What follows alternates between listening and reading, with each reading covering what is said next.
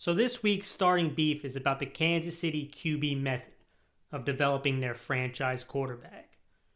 This method is referring to Patrick Mahomes taking a redshirt year behind Alex Smith in 2017. In 2017, the Chiefs went 10-6 and got beat in the first round of the playoffs.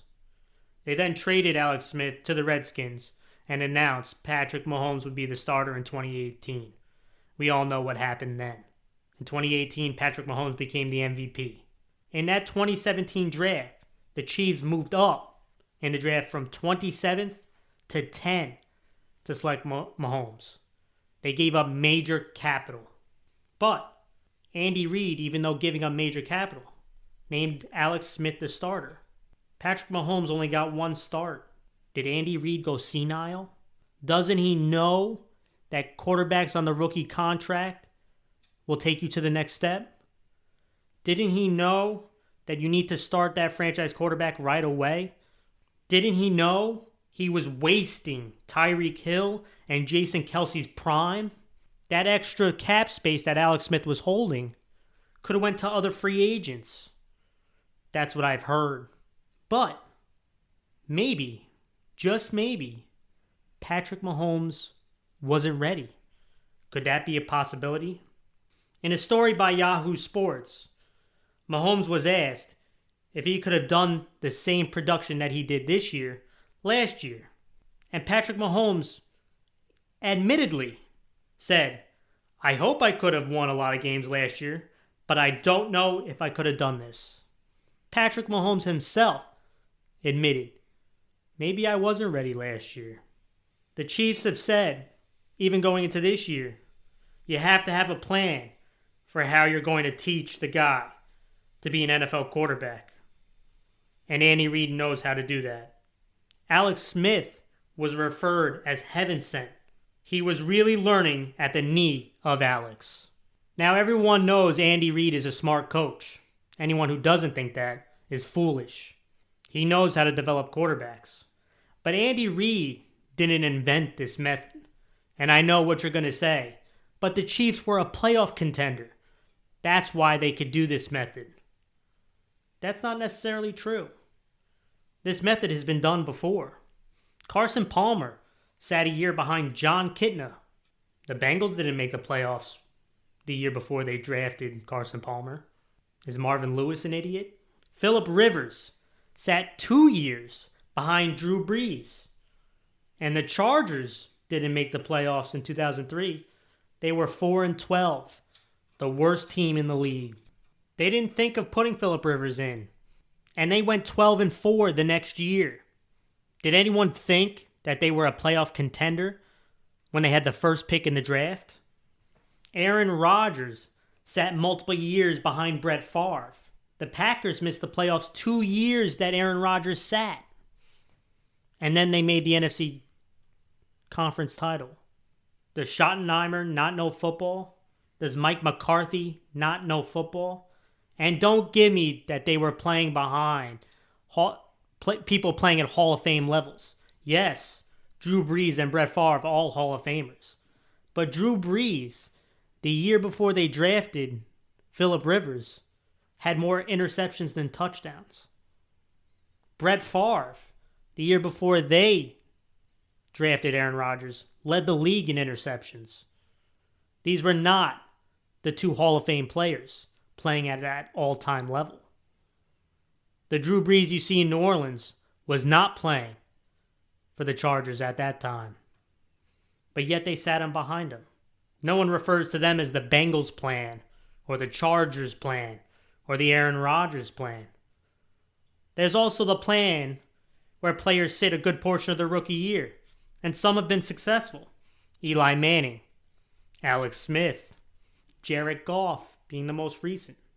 But I'm not going to be unfair and say this plan hasn't worked. There's been people like Tebow, Manziel, Paxton Lynch, where sat most of their rookie year, and their career never mounted to anything. Yes, Frank, but what about the players who started right away? Some of them have had tremendous success. It's true. Big Ben, Andrew Luck, Russell Wilson, they started from day one. And they have all produced Hall of Fame careers. But with every success story, there's also failures. Tannehill, E.J. Manuel, Sam Bradford, Geno Smith, they all did the same thing as well. Played major time their rookie year, and their careers all failed. Look at 2018. Baker Mayfield started practically from day one. He was successful, and let's see how his career ends up. But Josh Rosen struggled mightily, and he might be looking for a new team. The quarterback that actually sat, Lamar Jackson, was the only one who made the playoffs. Sam Darnold started from day one, and he looks to have a very promising career. But even he, who got injured during his season, who was struggling mightily at the midway point, said in a USA Today article, he was quoted as saying, he really believes watching Josh McCown prepare and go about his work while he was hurt helped him have a successful end of the season. Sam Darnold had admitted that, watching Josh McCown from the sideline. Now, all these methods are not an exact science, and that's the point. There's no perfect science to developing a quarterback. But I hope you saw a trend. Franchise quarterbacks always find a way, but that doesn't mean they develop at the same structure as each other. Some may take a little longer. Some can start right away. Now, I tell you this because the Giants are about to enter an important process. And they made it clear that they preferred the Kansas City model. So they could call it the KC model, the Bengals model, the Jets model. They can call it whatever model they want. But they took the Kansas City model for a reason. And everyone's going to talk to us about the financial debate. Or cutting Eli will save you that $17 million against the cap. And you could build your team. Do you all believe that they would go into the season, hypothetically, with Dwayne Haskins and Kyle Lauletta? Absolutely not. Even the teams who opened the pathway for their rookies to start majority of the season didn't plan on that. The Jets signed Josh McCown to a $10 million contract. Sam Bradford had a 2-year contract with $20 million per season and a $15 million dead cap hit for Josh Rosen. Tyrod Taylor started the season, not Baker Mayfield. And he had a $16 million cap hit. So that $17 million that you're saving, Giant fans, is going to be going to a veteran quarterback. And the cheapest was a Josh McCown at $10 million. So that $6 million is what you're all clamoring for? Please. The reality is that a coach has to run the fine line between developing the future and getting wins. There is no such thing as a complete rebuild in the NFL. Ask Steve Wilks of the Arizona Cardinals. Pat Shurmur knows this more than ever. His record as a coach is bad, and he knows he needs a quarterback who will extend the franchise, but he needs wins in this upcoming season. And Eli Manning gives him the best chance at that over a rookie. That's the reality of it, unless the rookie proves them wrong. You don't believe me? Well, since 2015, which is only 4 years ago, 13 first-round QBs have been selected, and only 5 are with the coach that drafted them. Just look at this past year. Steve Wilks, Todd Bowles, Hugh Jackson. We all knew they were rebuilding.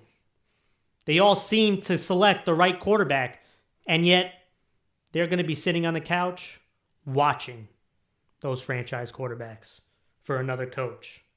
Another aspect that people don't seem to understand, Eli Manning is the perfect mentor for a multitude of reasons. He's on a 1-year deal. That means his cap ends after this 2019 season. And I know everyone's telling me, well, Eli has stated before, he doesn't want to mentor anybody. I guess they only read the headline to the article. It's true.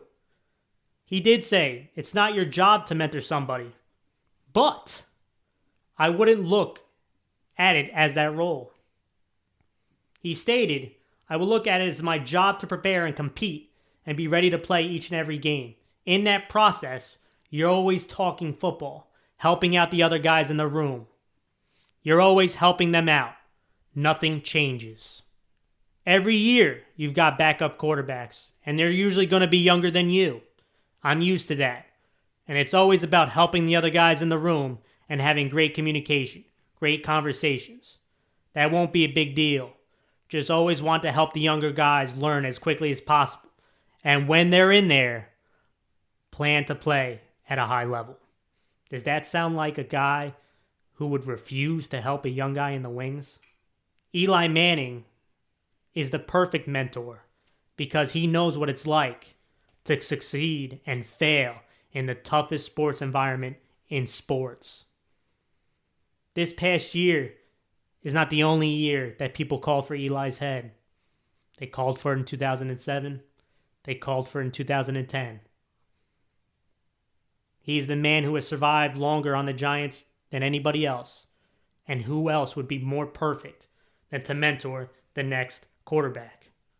So whether the Giants select a QB this draft or in 2020, they may say they want the KC plan. But that all depends on the guy they draft. Because that KC plan could turn to the Jets plan. Or better yet, it could be the new Giants plan. And that's my starting beef, Mars. I know I went through a lot right there.